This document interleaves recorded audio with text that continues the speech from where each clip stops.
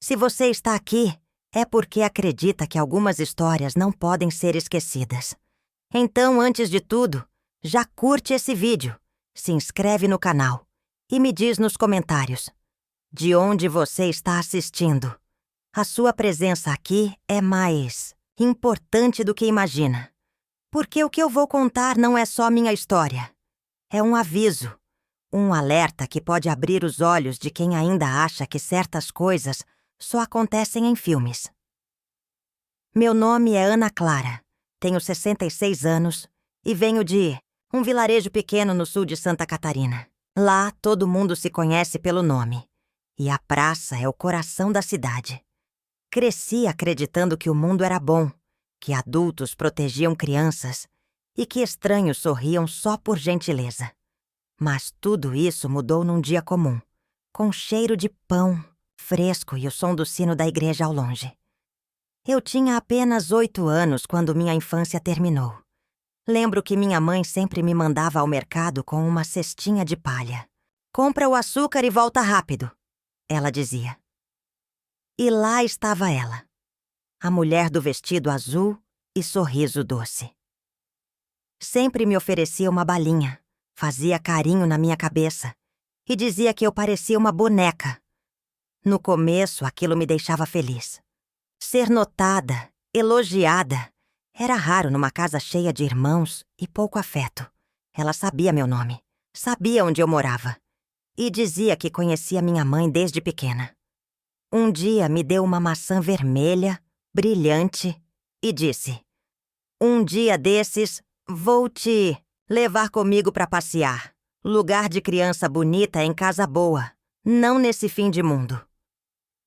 Eu sorri sem entender, porque tudo ali era o meu mundo. Mas aquelas palavras ficaram grudadas na minha cabeça por dias. Naquela semana, ela começou a aparecer mais. Às vezes no mercado, outras vezes na beira da praça. Sempre com um doce, sempre com elogios. Me dizia que gostava de mim, que eu era especial. E como toda criança carente de atenção, eu acreditava. Ninguém nunca tinha falado comigo daquele jeito. Ela sabia me envolver. Até que um dia, ela fez o convite que mudaria tudo. "Hoje à tarde vou te levar num lugar lindo, com brinquedos, doces e meninas como você. Mas tem que ser segredo, tá bem? Surpresa." Ela colocou o dedo nos lábios e piscou, como quem guarda um tesouro. Meu coração batia rápido, mas não de medo, de empolgação. Eu não sabia que naquele instante estava dizendo adeus a tudo que conhecia.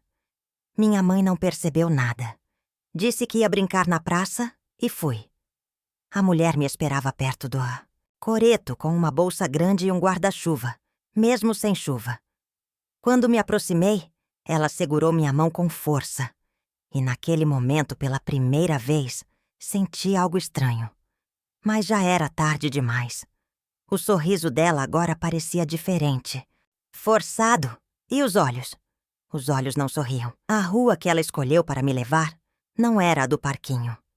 Nem era o caminho de casa.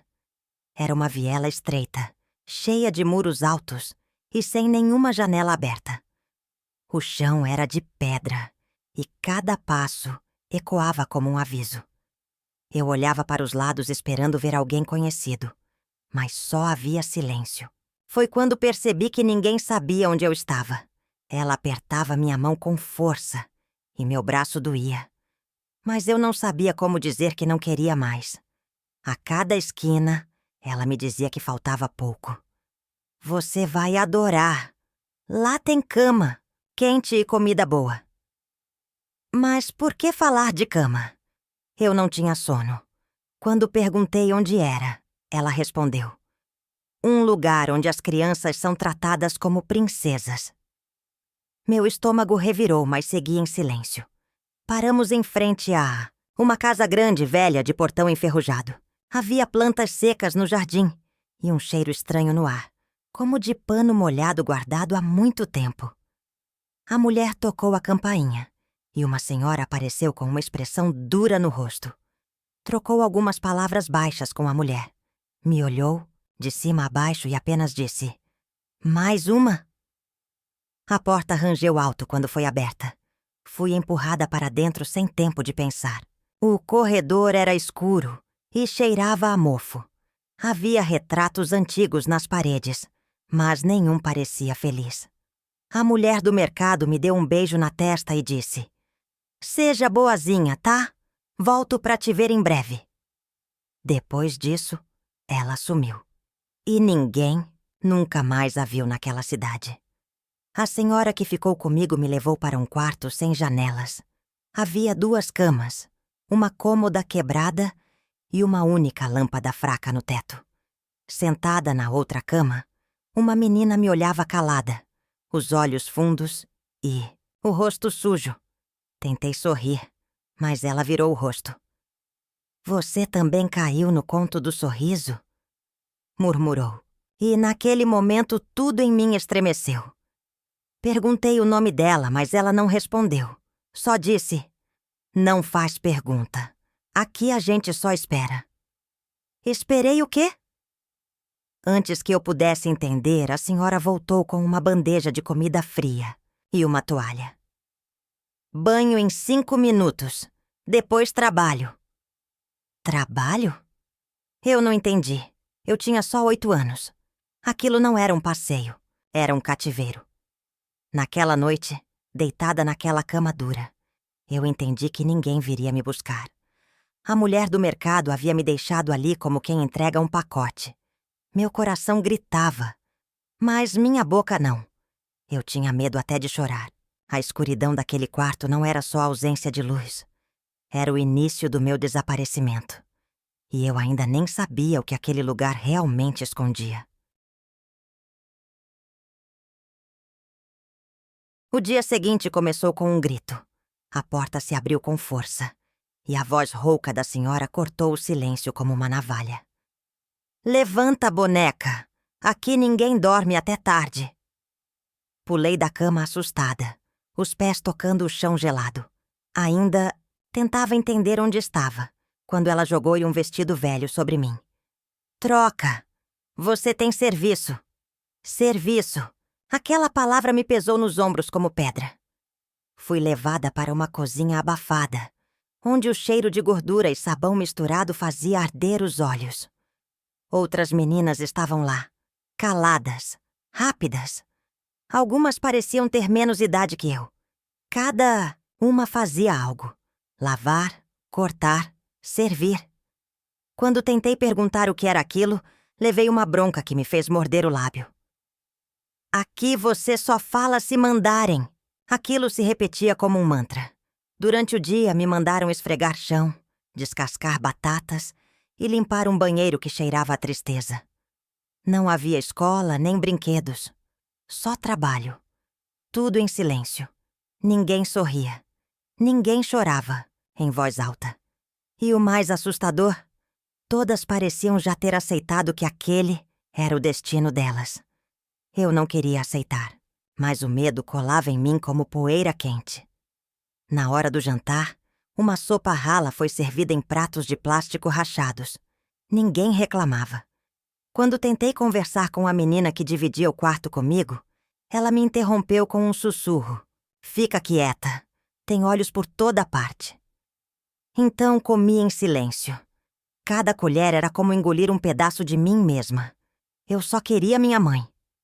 Mas será que ela me queria de volta? À noite, trancavam todas as portas. Eu ouvia os cadeados, as correntes, como se fôssemos prisioneiras. A senhora que nos comandava era chamada de Dona Lourdes.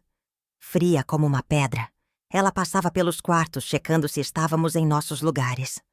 Quando parou diante do meu, disse apenas: "Essa é nova. Vamos ver se dura." Aquilo me gelou até os ossos. Depois que ela se foi, fiquei acordada olhando o teto rachado. O colchão era fino, o travesseiro cheirava a mofo, mas o que mais doía era a saudade. E a pergunta que não parava: por que ninguém me procurava? Será que minha mãe acreditava que eu estava bem? Ou pior, será que ela sabia?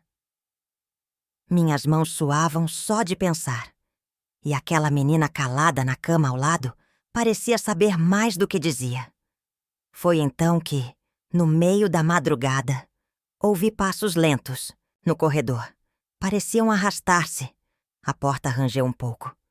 Fingi estar dormindo, mas meu coração pulava. Um vulto parou na entrada, quieto, observando. Depois, um sussurro. Se você quiser sair daqui, vai ter que ser muito esperta. E antes que eu pudesse reagir, na manhã seguinte eu ainda não sabia se tinha sonhado com aquela voz no escuro ou se realmente alguém esteve ali. Mas havia algo diferente em mim. Um alerta aceso. Comecei a observar tudo. As frestas nas janelas, as chaves no bolso de Dona Lourdes, os horários em que as portas se abriam. A menina do meu quarto, que nunca dizia o nome, me olhava com cautela. Até que, ao me ver vasculhando com os olhos, sussurrou. Vai acabar igual às outras. Fingi não entender, mas ela completou. Algumas tentaram fugir. Ninguém viu elas de novo. O frio na espinha foi instantâneo. Então outras já tinham passado por isso? Por que ninguém falava nelas? Aquilo só deixava tudo mais sombrio. Como se nomes pudessem ser apagados se causassem problemas. Eu não queria desaparecer. Mas agora era tarde para voltar a ser invisível. Enquanto varria o quintal, vi um dos homens que trabalhavam para Dona Lourdes. Não falava com ninguém. Só vigiava. Usava um boné, fumava sem parar e andava com um cinto pesado pendurado. Era ele quem trancava os portões à noite. Foi ele quem olhou para mim com um sorriso torto e disse: Nova, né? Tomara que aprenda rápido. A vontade de correr foi forte. Mas correr para onde? Naquela tarde, durante a limpeza dos fundos da casa, vi um detalhe que quase passou despercebido. Uma fresta na cerca. Atrás do depósito de lenha, havia uma parte do arame solto. Disfarcei o olhar, mas guardei aquela informação como um tesouro. Era a primeira rachadura na prisão. Mas como escapar sozinha? Com quem contar?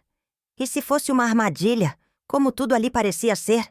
De noite, o corredor tinha um silêncio que gritava. Quando todas já estavam nas camas, cochichei. Qual seu nome? A menina virou devagar. Raquel.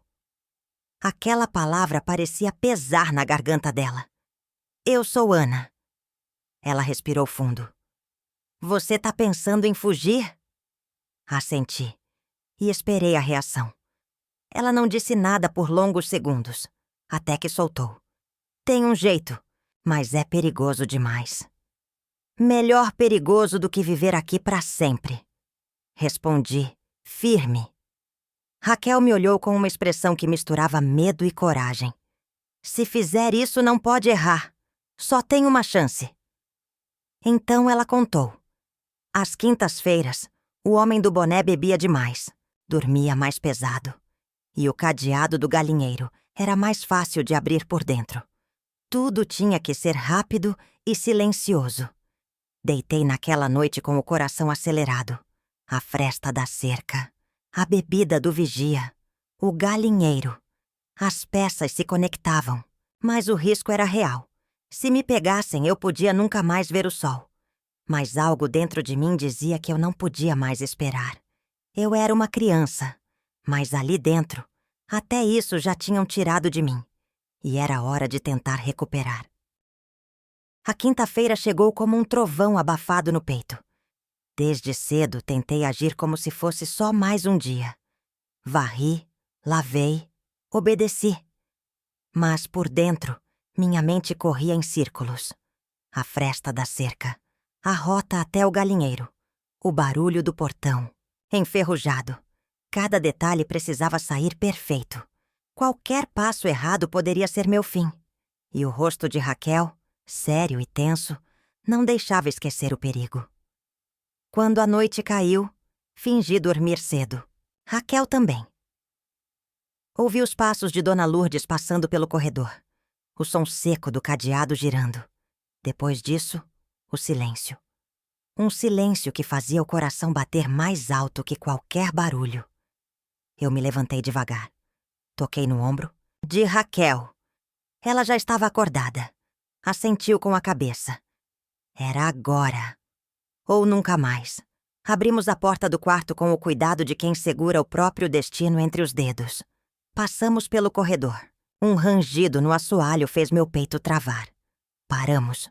Esperamos. Nada. Seguimos. Quando chegamos na cozinha, vimos que a porta dos fundos estava entreaberta. Um descuido raro. Sorte ou sinal? Não havia tempo para pensar. Passamos por ela como sombras sem som. Do lado de fora, o ar era frio e denso. O cheiro de terra molhada enchia as narinas. Raquel guiava. Eu seguia. Atrás do depósito de lenha, lá estava. A parte da cerca com o arame solto. Mas antes que pudéssemos tocar nela, ouvimos um estalo seco. Passos. Um latido ao longe. E depois, a voz dele. O homem do boné. Tem alguém aí?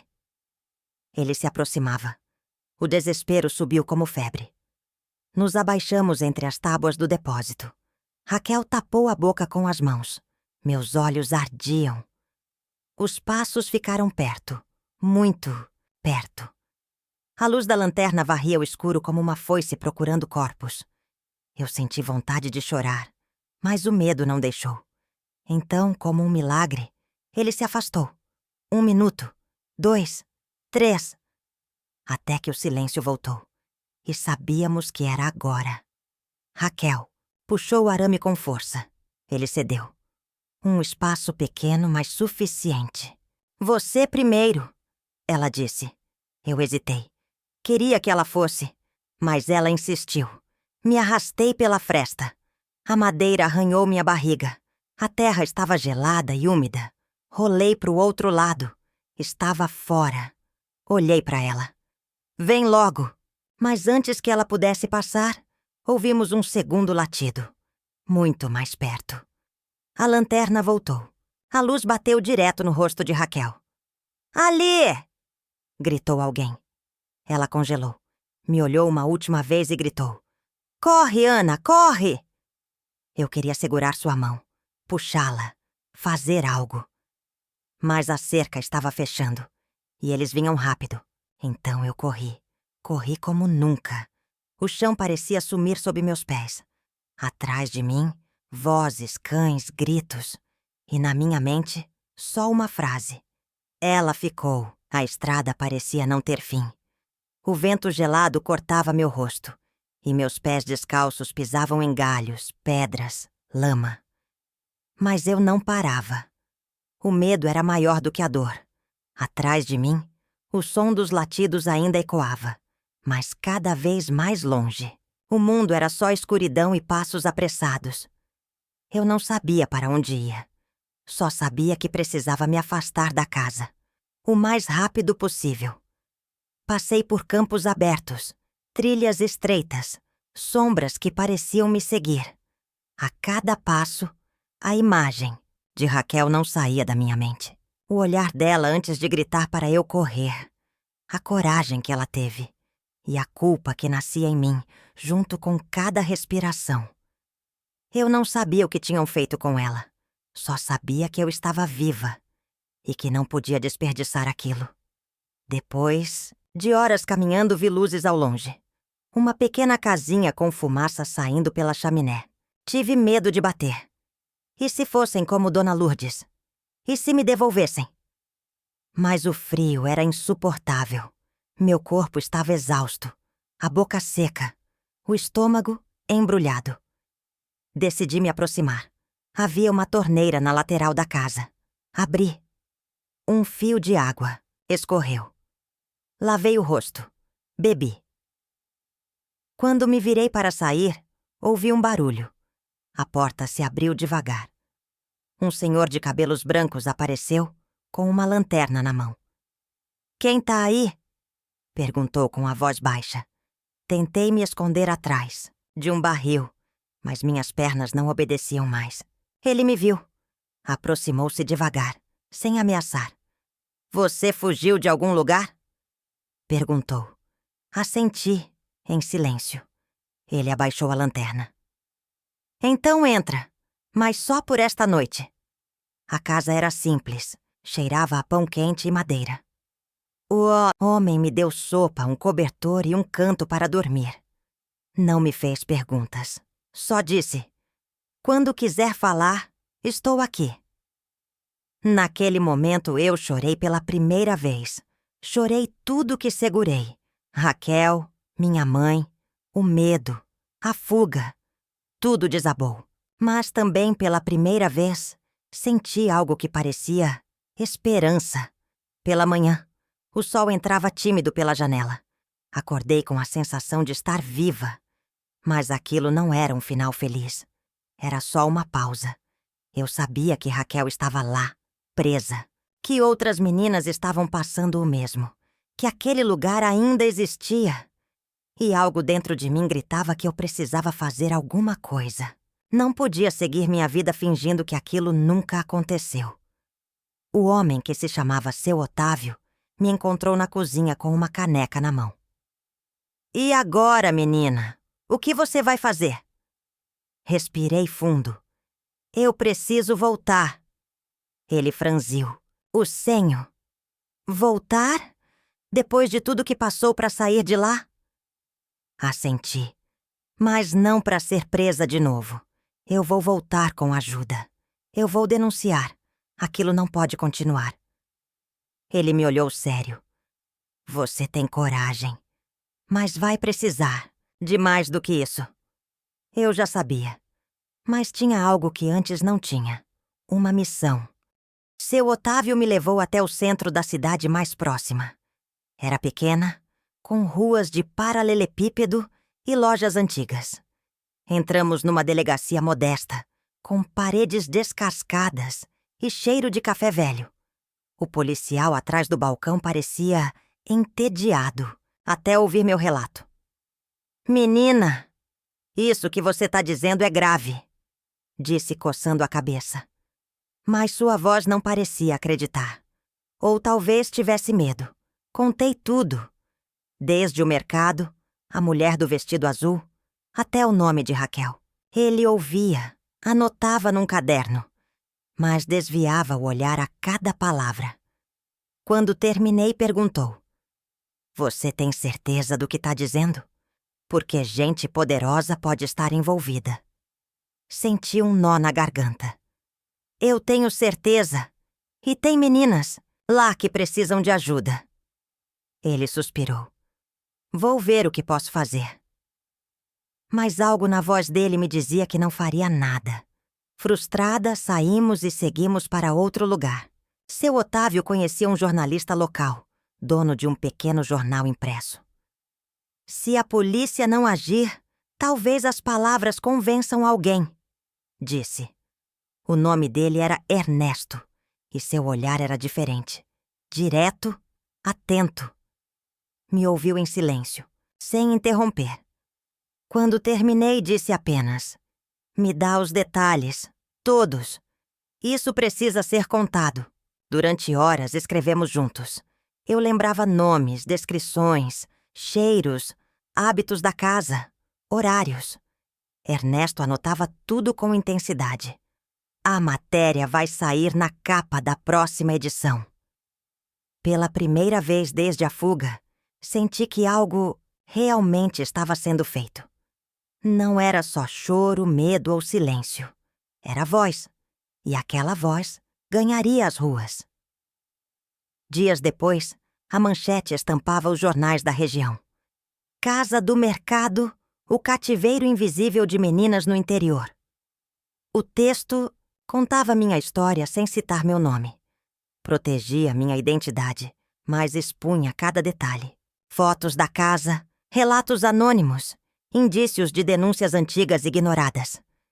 Era impossível fingir que nada acontecia ali. Era impossível não se revoltar. O impacto foi imediato. Pessoas começaram a comentar. A notícia se espalhou. Cartas chegavam ao jornal. Alguns moradores diziam já ter desconfiado. Outros se mostravam chocados. Mas o que me tocou foi ver mães procurando saber se suas filhas desaparecidas não estariam lá. A ferida estava aberta. E agora exposta. Mas a pergunta ainda latejava no fundo da minha mente. E Raquel? Ninguém sabia o que havia acontecido com ela. Nenhuma informação, nenhum sinal. Isso me consumia. A matéria havia cumprido seu papel, mas minha alma não descansava. Eu precisava saber. Precisava olhar nos olhos dela. Ou pelo menos ter a chance de dizer: eu voltei. Mas para isso eu teria que me aproximar de novo daquele lugar. E no fundo, eu sabia. Isso ainda não tinha acabado. Voltar àquela casa era como entrar no próprio pesadelo. Mas agora eu não estava sozinha. Ernesto me acompanhou junto com 2 homens da polícia local que, pressionados pela repercussão do jornal, não podiam mais ignorar. Quando o portão se abriu, senti as pernas tremerem. As paredes ainda estavam lá, as janelas fechadas, o mesmo cheiro abafado. Mas havia algo diferente. A sensação de que alguém finalmente via. Dona Lourdes foi encontrada na cozinha como se nada estivesse errado. Tentou negar tudo. São órfãs. Eu cuido delas, dizia enquanto escondia os tremores nas mãos. Mas as meninas estavam lá. E quando nos viram, algumas começaram a chorar em silêncio. Como se aquele momento fosse um sonho. Como se ninguém jamais fosse encontrá-las. Eu procurei por um rosto, um nome, um olhar. Raquel, uma a uma. As meninas foram sendo retiradas. Algumas em choque, outras agarradas às paredes, com medo de sair. Vi nelas o que fui. Prisioneiras do silêncio. Quando já estávamos quase saindo, Ernesto me chamou. Tem um quarto trancado nos fundos. O coração disparou. O policial arrombou a porta. A luz do corredor invadiu o breu. E lá, sentada, no canto, estava ela, Raquel. Mais magra, mais pálida, mais viva. Me olhou por segundos que pareceram eternos. Depois, como se o tempo parasse, ela sussurrou. Você voltou. Corri até ela, ajoelhei no chão e segurei suas mãos. Estavam frias como as da menina da primeira noite. Mas ali havia calor. Havia reencontro. Eu prometi, lembra? Ela fechou os olhos. Achei que tinha sonhado com isso. Os dias seguintes foram um turbilhão. A casa foi interditada. Dona Lourdes presa. Investigações foram abertas. Mais meninas foram identificadas. Algumas haviam sido levadas para outros estados. Outras nunca foram encontradas. Mas as sobreviventes agora tinham voz. Tinha gente ouvindo. Tinha gente lutando por elas. E tudo começou com um jornal pequeno e uma menina que resolveu não calar. Raquel ficou semanas em recuperação. Aos poucos, voltou a sorrir, a falar, a dormir sem pesadelos. Um dia me disse, se você não tivesse corrido, nenhuma de nós teria saído. Mas eu ainda carregava a culpa. Se eu fosse mais forte, você não teria ficado para trás. Ela segurou minha mão. Eu não fiquei. Eu te empurrei para frente. Era a única forma de abrir a porta. E isso me desmontou por dentro. Eu sabia que aquela história não tinha um final feliz. Não havia como. Mas havia um novo começo. Para mim, para ela, para todas.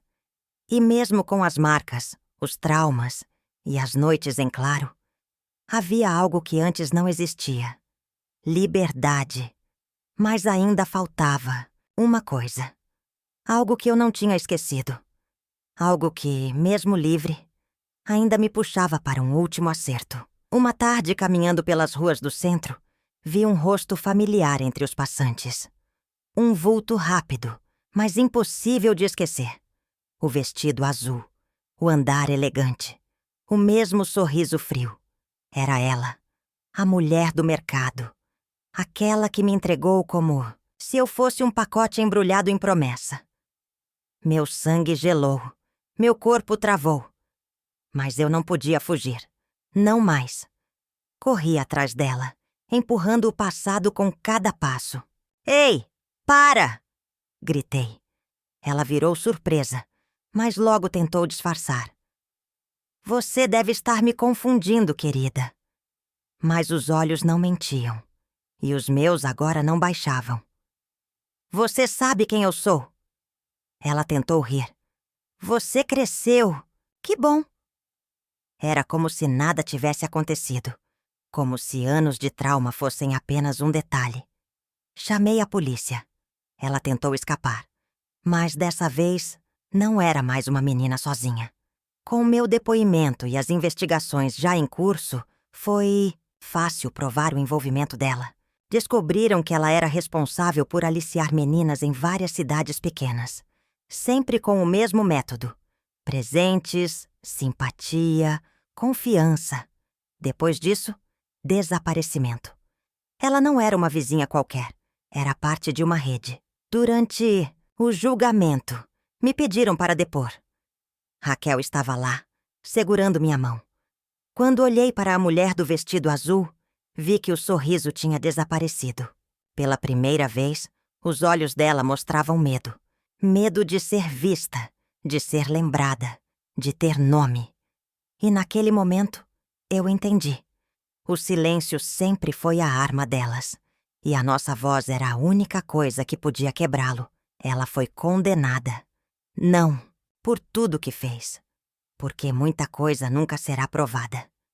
Mas o suficiente para tirá-la das ruas, para impedir que mais meninas fossem levadas, para que ela deixasse de ser sombra nas esquinas e nos mercados. Quando ouvi o juiz bater o martelo, não senti alegria, senti alívio. Era como se algo dentro de mim tivesse finalmente parado de gritar. Depois do julgamento, comecei a visitar outras cidades com Ernesto. Contávamos nossa história em escolas, associações, feiras. Fiquem atentos, eu dizia. O perigo nem sempre tem cara de monstro. Às vezes vem com um sorriso e doce na mão. As pessoas ouviam. Algumas choravam. Outras contavam histórias parecidas. E eu percebia que não estávamos sozinhas. Nunca estivemos. Mas era preciso alguém falar. Primeiro, alguém romper o silêncio. E se eu tinha conseguido escapar, não era por sorte. Era por propósito. E aquele propósito ainda me movia. Mas faltava contar uma última coisa. Um detalhe que guardei comigo por anos. Um segredo que, até hoje, me faz tremer quando lembro. Porque nem tudo terminou no julgamento. Nem tudo ficou para trás. Meses depois do julgamento, recebi uma carta. O envelope era simples, sem remetente. E o papel amarelado trazia apenas 3 frases, escritas com letra tremida. Eu sei o que você fez. Ela não era a única. Tem mais. Cuidado com quem escuta. Demais. Meu corpo congelou. O passado que eu achava enterrado me encarava de novo. Aquilo não era um aviso. Era uma ameaça. Levei a carta até Ernesto. Ele analisou cada palavra, cada traço, e disse algo que me arrepiou. Isso não foi escrito por alguém qualquer. Isso é gente que ainda está solta. A polícia abriu um inquérito, mas não havia rastros. Nada que ligasse aquela mensagem, diretamente à rede que havíamos ajudado a derrubar. O sistema era mais fundo do que pensávamos, mais velho, mais sujo. Naquela noite não consegui dormir. As palavras da carta martelavam minha mente.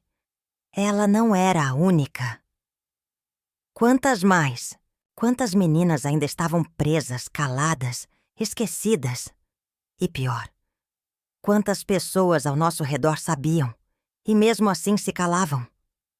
O mundo parecia ter voltado a ser escuro como aquela casa, onde o silêncio era regra e a verdade, castigo. No dia seguinte, voltei à cidade onde tudo começou. Andei pela praça. O coreto ainda estava lá. A banca de jornal agora vendia meu livro com a história que escrevi junto com o Ernesto. Mas o mercado estava fechado, abandonado.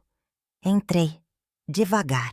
Lá dentro, Um cesto de palha caído no chão, igual ao que eu usava quando tudo começou. Senti as lágrimas subirem sem pedir licença. Raquel agora morava comigo. Estudava, sonhava e, às vezes, ainda chorava à noite. Mas era livre.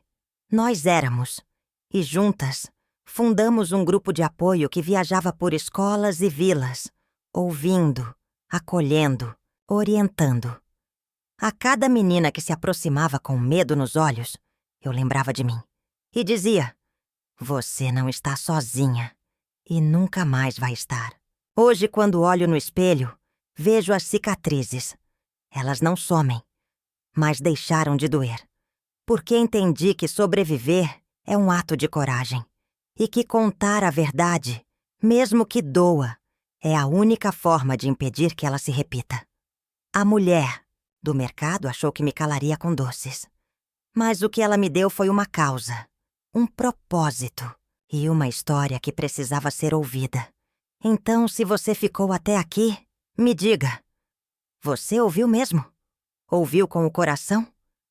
Porque essa história não é só minha. É de todas as meninas que ainda estão esperando alguém voltar por elas. Se você escutou, compartilhe. E nunca esqueça. O perigo nem sempre grita. Às vezes, ele sussurra com voz doce. Mas agora a gente sabe reconhecer.